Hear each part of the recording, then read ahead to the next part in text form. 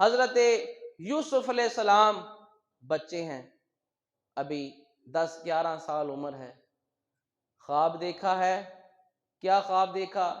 کہ ایک چاند ہے، ایک سورج ہے اور 11 ستارے ہیں، وہ سارے کے سارے میرے سامنے جھکے ہوئے ہیں، مجھے سجدہ کر رہے ہیں۔ اپنے والد حضرت یعقوب علیہ السلام کو بیان کیا تو انہوں نے کہا کہ یہ خواب اپنے بھائیوں کو بیان نہ کرنا، فَيَكِيدُوا لَكَ كَيْدًا، تمہارے بھائی حسد کر کے تمہارے خلاف کوئی چال چلیں گے۔ آپ اندازہ کریں، سگے بھائی ہیں، ایک ہی باپ کی اولاد ہے، مائیں اگرچہ مختلف ہیں، ایک ہی باپ کی ساری اولاد ہے۔ کس کی اولاد ہے؟ اللہ کے نبی اور رسول کی اولاد ہے۔ پوتے کس کے ہیں؟ اسحاق علیہ السلام، اللہ کے نبی، اللہ کے رسول کے۔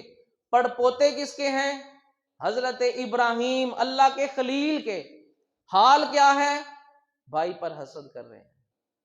تو حسد دل میں پیدا ہونا، یہاں کوئی ذہن میں سوچ سکتا ہے کہ نبی کی اولاد ہے، نبی کے گھر میں رہنے والے ہیں، کیا ان کی اتنی بھی تربیت نہیں ہوئی؟ لیکن اللہ کے نبی والد ہونے کے ناطے، نبی ہونے کے ناطے ان کا کام تو صرف بتانا تھا، ان کا کام تو کہنا تھا کس کی فطرت کیا ہے، کس کے دل میں کیا ہے، کس کی عادت کیا ہے۔ یہ تو رب نے ہر ایک کو علیحدہ علیحدہ پیدا کیا ہوا ہے، اب تربیت کتنی ہوتی ہوگی ان کی، لیکن حال کیا ہے۔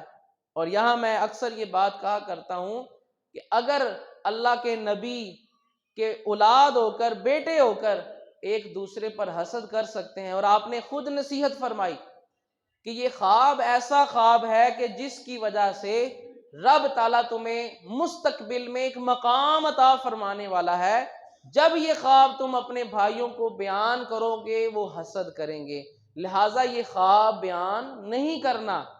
اور آج کیا ہے، ہمیں رب تعالیٰ کی طرف سے کوئی نعمت ملتی ہے، رب تعالیٰ کی طرف سے کوئی انعام ہوتا ہے، ہم جو سٹیٹس پوسٹ کے ذریعے سے خود جو لوگوں کو دکھاتے ہیں۔ ایک چیز تو وہ ہوتی ہے، اللہ نے مجھے گاڑی دی، ظاہری بات ہے میں نے اس کو کوئی کپڑا ڈال کے گھر میں کھڑا تو نہیں کر دینا، اس پہ بیٹھ کے کہیں نہ کہیں جانا بھی ہے اپنی ضرورت کے لیے۔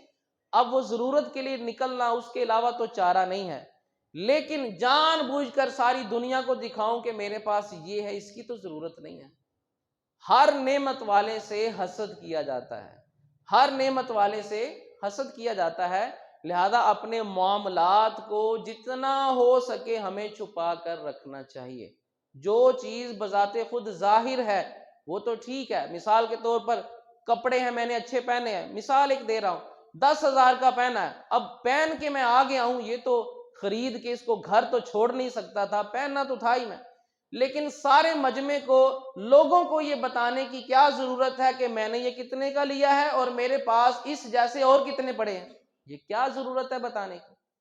میرے پاس موبائل ہے، اچھا موبائل ہے، اگر میں نے رکھا ہے وہ لاکھوں میں ہے بالفرض، ظاہری بات ہے جیب میں ہے، ضرورت ہے وہ تو استعمال کرنا ہی ہے، لیکن سارے مجمع کو بتانا، سٹیٹس لگا کر، یہ ان چیزوں سے، میں ان چیزوں کو حرام نہیں کہہ رہا، لیکن ایک نصیحت کے طور پر جو ہمیں شریعت نے بتائی، جو قرآن کی آیتوں سے ہمیں مل رہی ہے، اپنی نعمت کو، اللہ کے احسان کو چھپا کر رکھنا چاہیے، یعنی لوگوں کے سامنے جان بوجھ کر فخریہ طور پر اس کو ظاہر نہیں کرنا چاہیے، اس پر حسد کیا جاتا ہے، اور پھر حسد کی نظر سے جب کوئی دیکھتا ہے تو وہ ہے نظر بد، اور پھر وہ جو نظر بد ہے وہ کیسی ہے؟ صحیح بخاری کی حدیث پاک میں ہے، آپ صلی اللہ علیہ وسلم نے ارشاد فرمایا، العین حق، نظر بد حق ہے، اتنی تیز ہے، اتنی سخت ہے کہ یہ اونٹ کو ہنڈیاں میں انسان کو قبر میں پہنچا دیتی ہے۔